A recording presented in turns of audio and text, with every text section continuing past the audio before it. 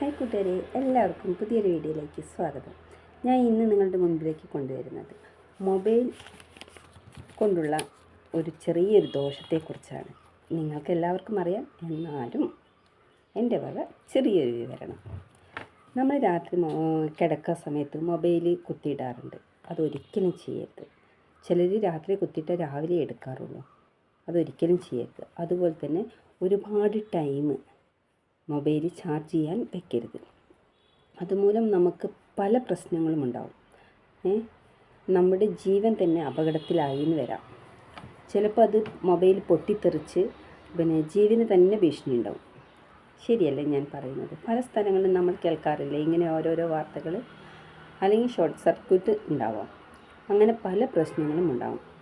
നമ്മൾ കിടക്കുമ്പോൾ മൊബൈൽ പില്ലോയുടെ ചുവട്ടിലോ അല്ലെങ്കിൽ നമ്മുടെ കിടക്കുന്നതിന് സമീപമായിട്ടാണ് നമ്മൾ സാധാരണ വയ്ക്കാറ്.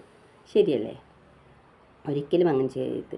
ഒരു 1.5 മീറ്റർ അകലത്തിലെങ്കിലും നമ്മൾ മൊബൈൽ മാറ്റി വെച്ചിട്ട് വേണം കിടന്നുറങ്ങാൻ.